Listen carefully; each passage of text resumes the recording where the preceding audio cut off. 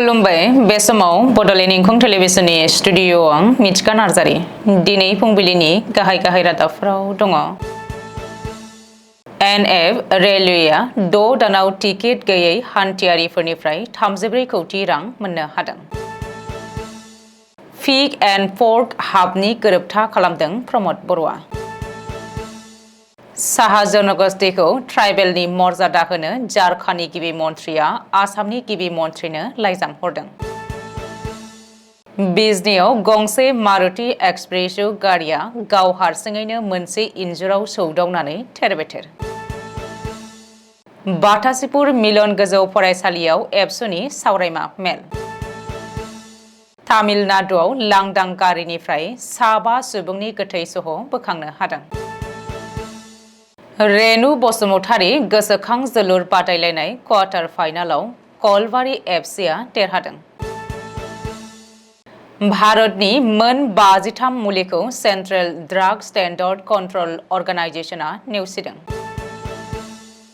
दानिया फैदोनि आबुं रादाबाव।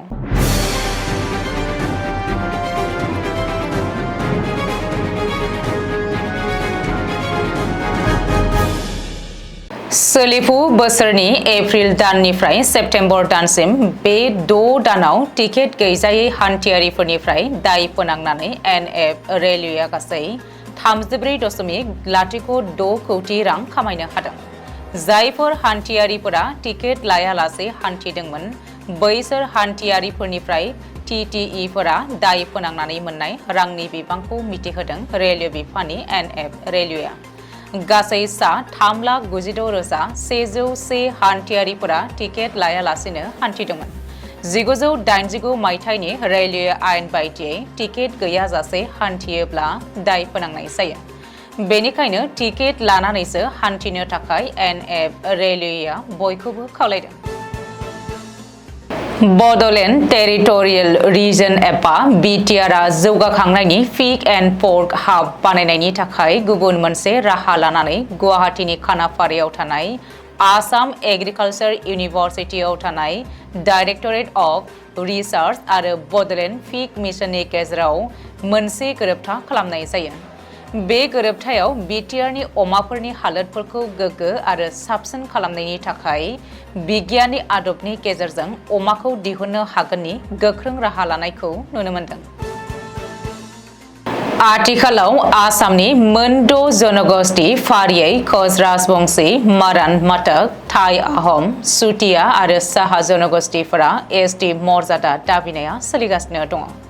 बे समावनो आसामाव थानाय साहा जनगोष्ठीनो एसटि एबा ट्राइबेलनि मर्यादा होनांगौ होननानै झारखान्डनि गिबि मन्थ्रि हेमन्त सरेनआ आसामनि गिबि मन्थ्रि डक्टर हिमन्त बिश्व शर्मानो लाइजाम हरदों।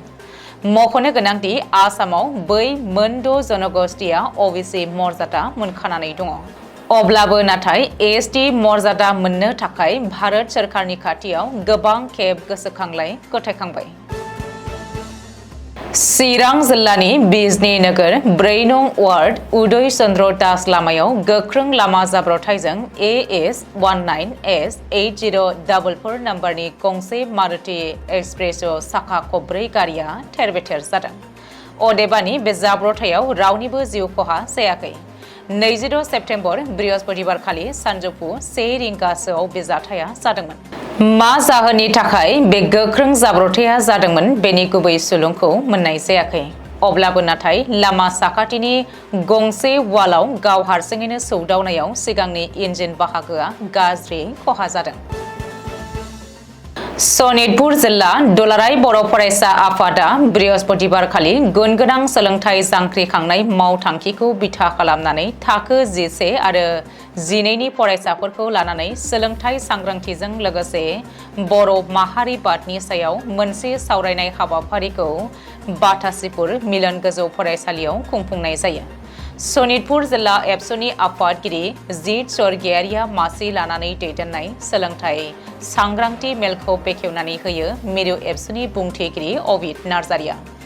बे हाबाफारियावनो गाहाय आलासि महरै बाहागो लायो दुलाराय बर' फरायसा आफादनि लोगो आफादगिरि खोरोमदाव औवारिया। बे हाबाफारियावनो बाहागो लानानै गुनगोनां सोलोंथाइ जांख्रिखांनाय मिशननि सायाव गुवारै बिबुंथि लाखियो आरो बर' फरायसाफोरनि गुनगोनां सोलोंथाइ लानायजोंसो हारिया जौगागोन होननानै गुनगोनां सोलोंथाइ लानायाव बयखौबो गोसो मोदोम बाहागो लानो साफ्रोमबो फरायसाफोरखौनो खावलायो लेङाइ आफादगिरि खोरोमदाव औवारिया। तामिलनाडुनि पुडुकट्टाई जिल्लायाव बुधबारखालि 7 सुबुंनि नखरा गावखौनो फोथैनानै लानाय जाथाया सोराङाव फैदों। मिथिनो हानाय बायदिब्ला बिसोर 7नि गोथै सह'खौ गंसे लांदां काराव मोननाय जादोंमोन होननानै सुलुङाव फोरमायदों। रिपर्ट बायदिब्ला थैनाय सुबुंफोरखौ फारियै 50 बोसोर बैसोनि फालांगियारि मणिकन्दननि बिसि नित्या, बिमा सरोजा आरो बिसोरनि 2 गथ'फोर होननानै सिनायथि होदों। मणिकन्दन आरो बिनि नखरा पुडुकट्टाईनिफ्राय 200 किल'मिटारसो गोजानाव थानाय मोनसे नोगोर सालेमनि थागिरिमोन होननानै मिथिनो हादों।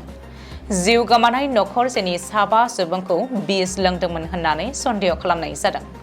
बे जाथायनि बागै पुलिसआ कारनिफ्राय गांसे नटबो बोखांनो हादोंमोन, नाथाय थार बाथ्राखौ फोरमायनाय जायाखै होननानै सुलुङाव फोरमायदों।